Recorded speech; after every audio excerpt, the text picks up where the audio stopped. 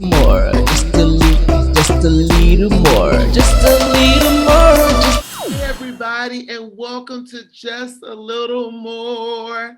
We are so excited that you're tuning back in with us. We have the family all back together again. Family reunion. It's gonna be good tonight. Here Just a Little More. We're dedicated to getting just a little bit more information, just a little bit more tea, and I love to give just a whole lot of love. Hey everybody, how y'all doing? Marisha, Tall, Gary, hey. Happy to be back. So happy to be back. Yeah, really glad to be back. We got a lot to talk about. A lot. Per the usual. This is going to explain more about Black topics and what we're doing tonight, but it's going to be good. Make sure you got you some good tea, a good cocktail to get ready to dive into these conversations with us. Sis, let's go. Let's go. I look like a damn Black topic today. Black Panther. I was gonna say I didn't wear my black. This is all about Black topics, everything impacting the Black community, from pop culture to politics, especially politics right now. And we're gonna go around. Please like, share, subscribe, give your feedback as well. We want to hear from y'all. Sis, what's the first topic? So our first topic is that Amy Barrett has been sworn in, and I'm just feeling a lot of worry and anxiety with her being sworn in, because like I said, it's been a very tough time in politics and in this world that we're living in, and one of my fears is gay rights being at jeopardy now with such a conservative person being on the as being appointed. So I want to hear your thoughts. What are you guys thinking about this? Well, I'll get us started. I mean, first off, the blatant hypocrisy from the Republicans is just astounding. Ramming through this Supreme Court nominee in this completely illegitimate process, especially after we dealt with a similar situation where the case was even more compelling for the Supreme Court nominee to at least get hearings in Merrick Garland back in 2016. And I think what was even more of a blow is that they acted so quickly on this, then went on recess without passing an ounce of COVID relief. So yeah, LGBT rights, women's reproductive rights, healthcare, and if this election somehow ends up making it to the courts, these are all things that are at stake. And so for me, I think the biggest thing, I just kind of wish the Democrats would start playing dirty too. Quite frankly.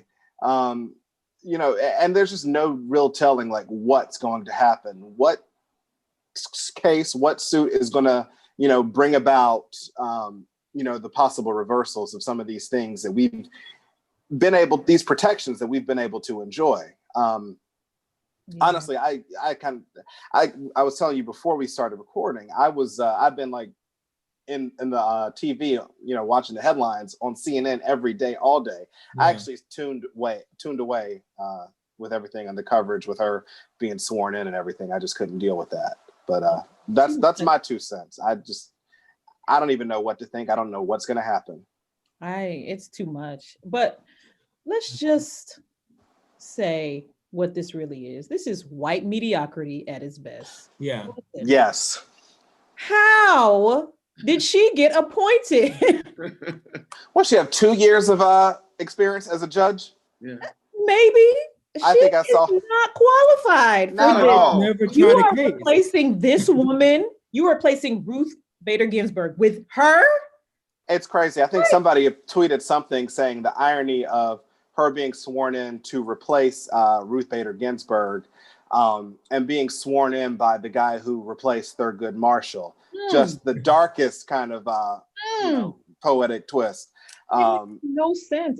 It's crazy. There's so many more qualified Black women who could be on the Supreme Court. Totally. Nobody's even thinking about that. Like, hey, can we find a judge who has experience to be on the Supreme Court? That's what frustrates me, because Biden was going to appoint a Black female. Yeah, it's wild. But you know what? In all honesty, I don't know if a lot of the things that we've gained, gay rights and women's reproductive rights. I don't know if they'll be reversed as quickly as we think they will be, but I think they will be tested. Oh yeah, in ways they hadn't been before. Exactly. And I think, and I have confidence that enough people won't let it happen. And I mean, I don't know, I can't recall the exact makeup of the Supreme Court, but 6-3. 6-3 now. Conservative. Mm-hmm. Wow. So most conservative Supreme Court in 80 years. Wow.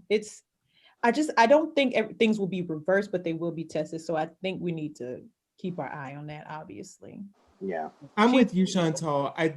I'm with you. I legitimately, if she comes in and does her job the way she's supposed to do her job, and we're basing things off law and things, the other Supreme Court Supreme Court justice that he had put through, what does he put in, like 3 now? 3, yeah. Term? You know, that last one shocked. You know, even though what makes this kind of testy is that even though they're conservative, they are supposed to practice the law, right? They are supposed to look at things from a very judicial standpoint, and not legislate from the bench. Right. And so I'm sure she has her own personal, perspective on things. But my hope is that she comes in, she's a law, like everyone talking about how smart she is. I just hope she does it the right way. So I'm not afraid necessarily immediately. But it does make me nervous about future legislation that's coming down the pike and how they feel about LGBTQ women's rights and all that. But not right now. I'm not like afraid. I think I'm more concerned. And one of the things is like now it's like people are saying that's more important than the election. I can kind of see why, but that's kind of where my attention has been, is just on the election, even though like I know this is important too. Right. Yeah. I'm scared. Well, right. She's put so much stuff out there. Yeah. Like already she's released opinions and things that kind of suggest how she could rule. You just hope that once she starts to see evidence and review, case files for these things, that she sees them differently. Yeah. I hope so. But why is Clarence Thomas still there? Yeah, no. I know. And my hope was that he would be like retiring in the next 4 years. I think he's in his early 70s or something. Yeah, so it's like, still got time. He right. can't retire. They don't retire. They just gotta die. What are you all's thoughts about, restructuring, the Supreme Court the way that it is, about, limiting terms and different things like vote? Like, what is your thought process around that? Because they've been talking a lot about that lately. You need to limit terms because the people who are on there now they're not even millennials. They are nowhere near. God, no. They don't know anything about what this country needs right now. It's just that whole thing of we have 2 white men running for president. The whole Supreme Court is old, mostly white. Yeah. It's just this. The Senate is white. People just white everywhere and old. White. It's too much. Yeah. We need I have my reservations about term limits, though. Reflect the country. That's what. Well, we need to start doing that at the ballot box, I think. Yeah. I have my reservations about term limits because what ends up happening is you can get a lot of novices in there each time around. That's and right. The work that's been done on certain legislation goes back to square one because you've got people elected who have no idea how to handle it, no idea how to, work the room. So, but I'll say this much, because, there's also been a lot of talk, not only about term limits, but also packing the Supreme Court. Yes. And I'll turn back around, just like I said, we talk about wishing the Democrats would play dirty. Put 3 or 4 justices up in there. Yeah. Seriously, because, we've seen what the Republicans have done. They've got no moral high ground anymore. They don't stand for anything. Nothing. And this is something that would just assure, a balance of power. And I do appreciate that Biden hasn't really taken the red meat. And, everybody's asked the question of him, will you pack the Supreme Court? It's a distraction right now. We got bigger fish to fry at the moment. Let's win this election, and then let's see what happens from there.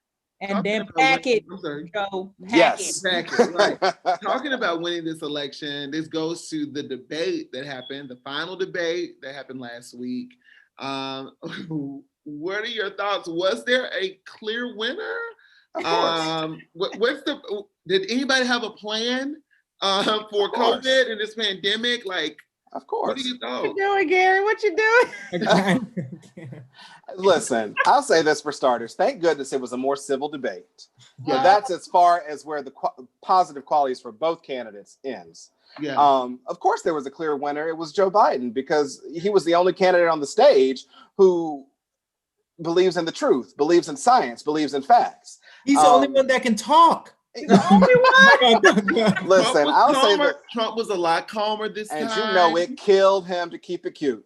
Oh, You know it was eating him up. Oh, he was like, you know, somebody was like, you better not. Well, thank heavens for that mute button, and also thank heavens for Kristen Welker. Oh, she was amazing. When folks say trust Black women, she showed us exactly what we mean by that. She handled that debate better than probably any moderator we've seen in the past two presidential election cycles. Yeah. Probably the best since Gwen Ifill. Y'all remember when she did the vice presidential debate? Yeah. So I like Rachel Maddow when she did. Oh yeah, she was solid. Yeah. She was solid. Since you would like the lesbian. I do. With some good glasses. I do. I would love to hear you all's thoughts on this. I don't know if the debates are swaying this country either way. I think the American people have really made a decision hopefully have made a decision about it, but I don't think it's swaying anyone at this point. Not this time around. Yeah. Yeah, it doesn't work now. Oh, I'm sorry. No, you're good. Go ahead. But I don't think it works now because they're everywhere. We have a 24-hour news cycle. We have social media, Twitter, Instagram, all this stuff. So people have already made up their minds. It used to be back in the day, that was where you would see the presidents. That's where you would see them, or the candidates, and you would be able to go there and hear what they had to say. But now it's everywhere. We don't really need these debates anymore. Well, I'll say in a normal election year, I think they do still serve a purpose, because you have a larger, I think for, the people who are firmly Democrat or firmly Republican, I don't think they really do anything, but there's a large percentage of registered voters who are independents, who are genuinely in the middle, who could go either way. Mm-hmm. This is not one of those elections where I think it matters. I think that people have seen enough of who Trump is over the past 4 years. People know who Joe Biden is after 40 plus years in the public eye. Yeah. You made your decision. And I don't think that, even down the stretch, the few attention-seeking undecided voters that, CNN and all these major news networks try to get their input on after these debates, I don't think there's that many of them out there. I don't think so either. Yeah. So no, I like to have the debates, even though I know fully well who I'm going to vote for. It just, they're entertaining. They are. I don't necessarily want them to be entertaining. That's the thing that annoys me. I need to make politics boring again. Yeah. Yes. It is sad. I was looking at the debate and I was talking over with some friends, and I said, even in Bush's worst day, not any comparison to Trump.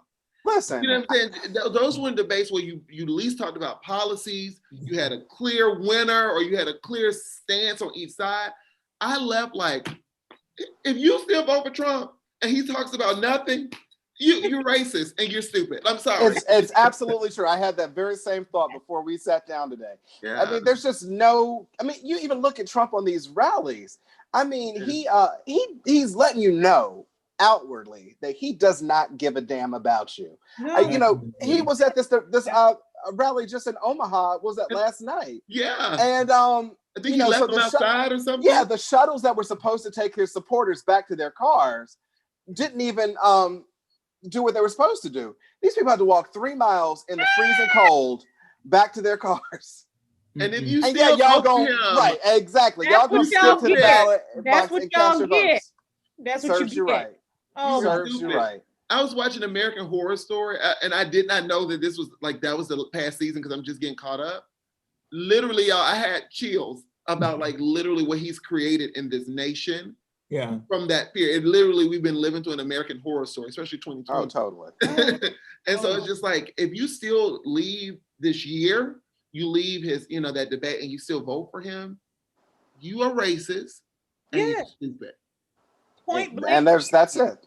Speaking of voting, y'all, the young vote, these early voting numbers are beautiful. And I don't know if they're, it just seems like the younger vote is really coming out more and early. And that gives me some hope about these numbers that are flowing in. I mean, they could be voting Republican, I don't know, but it is some hope like that there's a ground swelling happening of people getting out there and voting. What do you all think about the early numbers? Hope so. I really do hope so. I hope it is a young Democratic vote or independent vote for Joe Biden and Kamala Harris. I'm hoping that's what it is, but yeah, it's astounding to see how many people are going out to vote. And in comparison they to said that it's over a third of registered voters have already voted. That is crazy. Yeah, and so far the numbers early on across the country are definitely skewing Democrat. That's what they've said. It's been an overwhelming majority of Democrats and independents who have voted in these early days. What that means, I don't know. I'm just wondering what election day is going to look like and what the numbers early in the night are going to look like. If that's going to give us kind of a false illusion one way or the other, I'm not sure. I'll tell you what it's done for me. Early though, if Joe Biden, his lead starts early, I think we can make it. You think? I'll tell you one thing that Jonathan, since you really had me really thinking about, is there is this groundswell and voter suppression is real, and I never understood it in a way until like now, like, and so to see like this groundswell of like, let's get out there as early as possible, because even if you can't vote on the day, like keep going, like keep trying to get it done, because there's been so many ways that they tried to block like just people from voting. Exactly. And can I also say right now, people need to find out what you need to do to check the status of your ballot.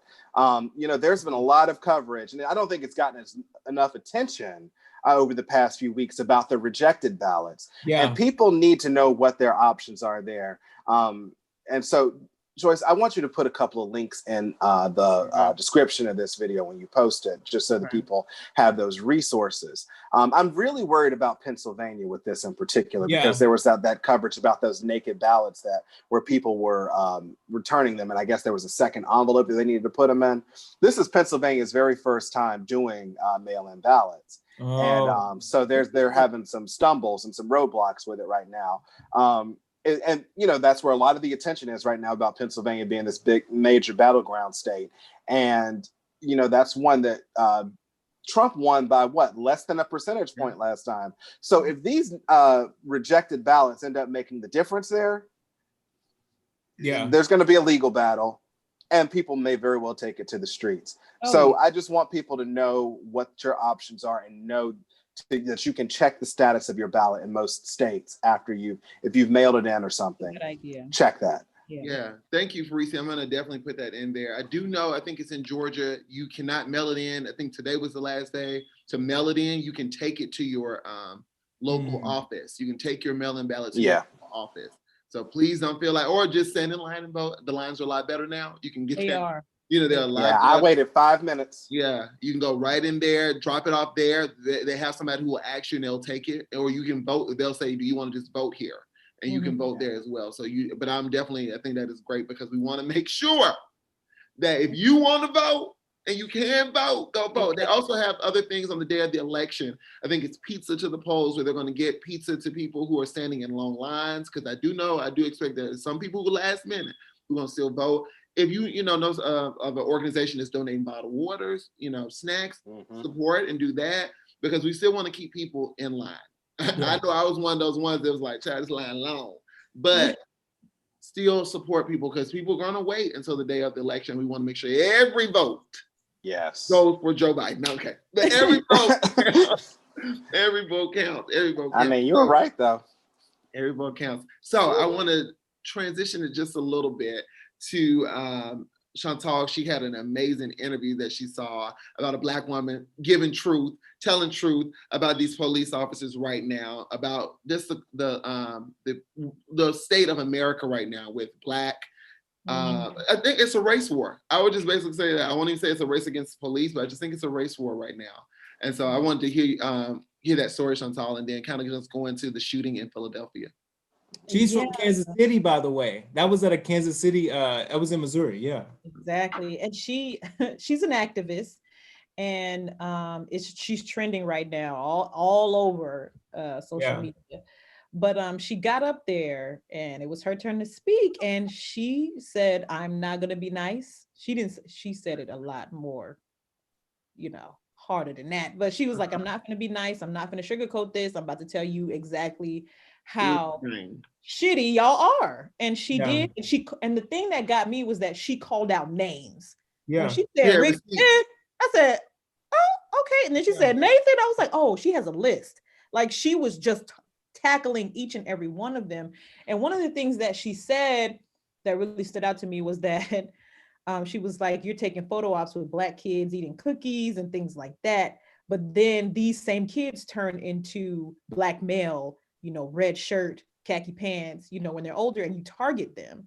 Yeah. And that just shows that school to prison pipeline. That just shows how they skew the narrative for police. Like they'll take all these nice, cute little pictures and stuff like that, but they have this hatred for this group of people, for Black people, and it's evident. She laid that out.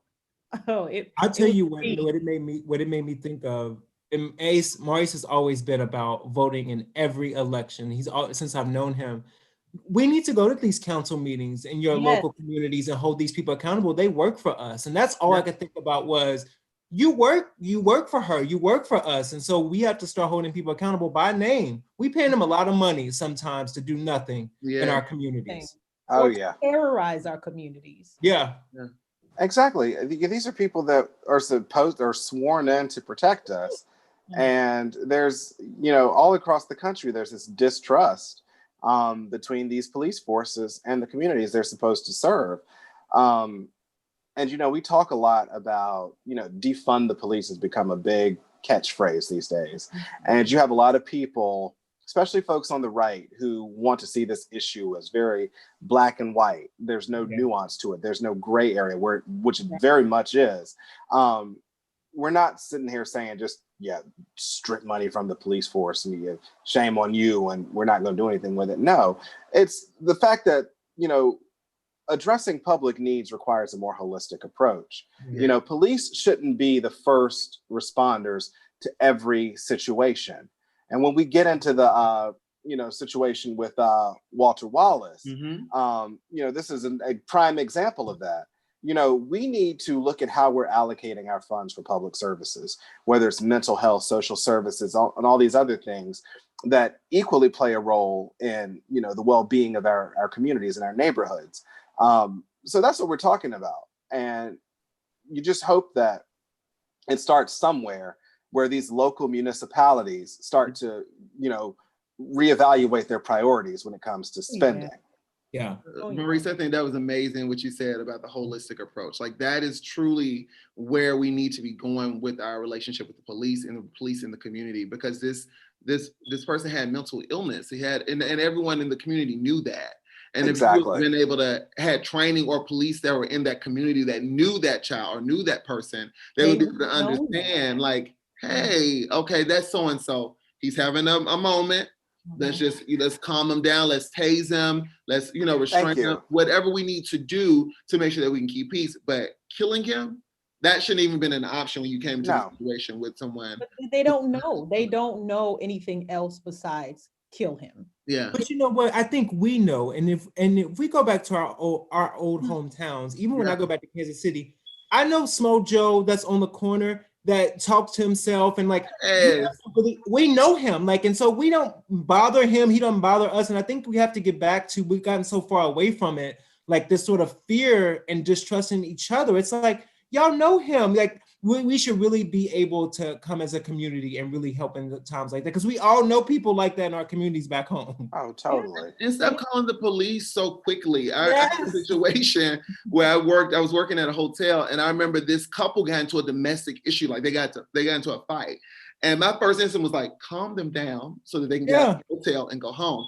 And so the first thing they saw to me, they said, please don't call the police. And I was like, no, I'm not calling the police because something could happen. I'm not saying that the police will come and shoot you and kill you, but I'm just saying like, they don't know that y'all are just having a fight about a situation and y'all are really upset right now. And really, you just need to go calm down and come, because you're not at your best moment.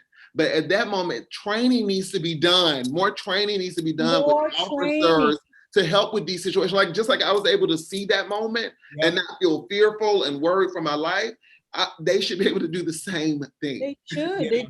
They should reevaluate the way that we train officers. We don't train them with any type of skill except here's your gun, run, chase down somebody, and that's it. It doesn't go beyond that. And policing has to be different. It has to be different. It has to be mental health awareness. It has to be how to de-escalate a situation. Exactly. They have to go through different trainings. I know someone who's in the Army right now who's going through sexual harassment training, training on how to deal with racism. Do they go through that in the police? Like, it doesn't seem like it. It seems like they're just like, here's your gun. You went through this 1 week of training. Now you're good. Now you're an officer. Like, it needs to be more. It does. And then you've got y'all's president out there talking about racial sensitivity training is racist. How? Oh. Like, right. In what world? He is an idiot. He's an idiot. I say it again. If you vote for him, you an idiot too. You an idiot, and you're racist. Like, come on. You stupid. Listen, Jonathan, you brought up a really good point though. Like, around training all around. Not only do they need to be trained, we need to be retrained about what we call cops for and what we can do in our community. Yes. Because we could easily be a part of change in that way. And it starts at the head with the president, this sort of law and order approach. There's so much fear amongst us. Like, it's like, why would you call the cops on a couple arguing? Ain't nobody fighting each other. Like, it's stuff like that. But your president is pushing this sort of knowledge out. Like, can you go mess up a drug cartel or something? Don't be coming around here like, it's a lot of sex trafficking. There's shit cops can be doing that don't involve. Like, Yes, they got work to do. What are y'all doing? Like, literal work that, that could actually work towards the broader, greater good in these communities and these cities. Exactly. I don't like that whole narrative. I've been seeing all of these campaign ads, and Republicans have this thing where they're like, oh, they're going to defund the police. So if you have a robbery or somebody no police, and that's not what that means. Like, what is wrong with y'all? These dramatizations have been off the charts. Yes. We have one here. I don't know if y'all have seen it where y'all are. This lady, she goes to sleep with her phone in her hand. I guess she's watching the news about some riot, then falls asleep and then dreams that, she's driving through one of them and some rioter busts her window in. And so I'm like, come on. Like, really? No, like, stop it. Like, really, really stop it. A lot of these riots are not by the people in that community. They're starting on the outside. I mean, the looting is starting on the outside. Exactly. If they are rioting, they have a reason to riot. They have a reason to protest. It's our American right to do that. You don't have to call the police. You do not have to do that. Some are very peaceful. Some people are just very upset in that moment. And my thing is this. When the Boston Tea Party, weren't they tearing shit up? Right, they were. And that's it. And they glorify that in the history books. I mean, just like, come on now. And like you said, the vast majority of people out here protesting for racial equality and, reform to the, justice system are peaceful. Yeah. And but it's such an easy narrative for a lot of people who don't want to hear it. To just look at the small percentage of people who are out there disrupting, an otherwise positive message. Right. That just makes their narrative easier. Oh yeah, this works for racism. This is racism is just fear. It's fear, of this outlandish thing, like the big black man gonna come into my house and kill me in the middle of the night. And I want the big black man to come on in so we can do some things, but that's a different story. That's a what you drinking? What is going on? That's sober. Okay, sister took it. Okay, what are your election predictions? What do you think? Do you think Trump still has a chance, or do you think Biden got it? I think Biden is going to win, but I think it's going to be very close. And I don't think it's going to be by a landslide. But I do think Biden and Kamala, let's put that out there because she's helping this damn thing. I think they're going to, something tells me they're going to pull out, but it's going to be very tense. Yeah, I'm with sis. I'm on that too. I don't want to say. Me neither. I don't want to make any kind of prediction at all. They've been talking all this talk. Here's what I'll say. I'll say what the analysts have been saying. Come on, analysts. Because my concern, as many people who were so plugged into the 2016 race were, is that we've seen this story before, where the polls were in favor of our candidate, and things went a completely different way. I tell you, every time they release a new poll, like my PTSD gets triggered. But what they're saying is that there are a lot of circumstances that are very different this time around. Joe Biden has very positive favorability ratings. People actually like the guy. He is polling much better among several demographics that Hillary did not poll as well with. If I'm not mistaken, I think Joe Biden's even doing better with uneducated white men, which obviously was a big demographic. And suburban white women. Yes. They were the ones, suburban white women. They protested now, but they also voted against. Exactly. But Joe's doing better. Joe's doing better. I didn't mean so. And Joe's a good point. I want to throw that in there. We can't discount the totality of our presidents. The fact, Dr. Jill Biden, she is the shit. Like, oh my God, yes. Dr. Jill is amazing. Yeah, she's amazing, and it's a testament to the way that Obama Biden thing was. It wasn't just about them at the top of the ticket. Their wives. We were like, whoa, like, okay. Those are two strong, powerful women. Yeah, because Dr. Jill was still teaching, even as second lady. She was still working. She's still working. And she says she's still playing. That's what she said. Even as first lady, she would be working. I love her. Right. I remember when she first stepped onto the scene. I think she was. I remember back in 2008, and she was campaigning for Joe, and she was in like this auditorium full of teachers, and just you could hear the passion in her voice about like what she stood for and what she is, all about. And that's the thing, I know we got to wrap up, but that's the thing. It's like they had. What do you call it? They had platforms. Yeah. Like Michelle had her platform. Jill had her platform. We knew Dr. Jill. We knew what their platforms were, So it made it more appealing to us. We knew where they stood. Right now, I don't know what Pence's wife does. Melania, good child. Who cares? Cyberbullying. It's cyberbullying. I found it out. That's it. That's Pence's wife. Which is like, no, that's what Melania's whole that's platform Melania's. Is, which is just like the biggest mind fuck ever. Your husband is a bully. He's the biggest cyberbully on the planet. And this, it's like I feel like sometimes everybody around this administration is punking us. Yeah, because are you serious? It seems this is what she picks up. And then, you heard her like on those phone calls. She don't care about anything. You don't care. And don't stand for nothing. Well, her nor any of the Republicans. Yeah. They were just talking. They had Jared Kushner on. They had a recording of Jared Kushner on CNN this afternoon. Yeah, he pretty much said all the quiet stuff out loud and knew it was being recorded. Where he pretty much said how Trump has done a hostile takeover of the Republican Party and said it's not one of ideas, it's one of an attitude. So, and we knew this. We saw through all of this back in 2015 when he came down that escalator. Later, yeah. But I guess a lot of people out there just were too stupid to see it. And you just didn't believe it. You didn't believe it. Like you just didn't. You didn't believe it. Like American Horror Story got it perfectly. It was like, no. Exactly. No, like Scream, What would be a great tip that you can give somebody for election day to stay calm? Because I know my anxiety is through the roof. I'm really trying to not drink everything in the room. But what are the things that I can do to stay calm? Like, what is one thing that I can do to stay calm on election day? Well, the only thing Ace and I plan on doing is drinking. What do you mean? That's the number one say. So drinking. Chantal, give us something better. I was going to give something. Drink. Oh, I'm sorry. Drink. What are you going to give? No, honestly, I've talked to a lot of people about what they're going to do on election day. Some people said they're definitely going to turn up. I will be in that number. A lot of people have said they're going to maybe cook. Put on some Netflix, go to bed early.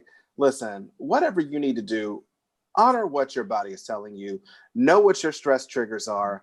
And if tuning into that election coverage is not going to make you feel any better, don't do it. Absolutely. Don't do it. Yeah, don't do it. It's as simple as that. Do your civic duty and vote. Cook yourself a nice meal, get you some cute carry out, watch a good movie.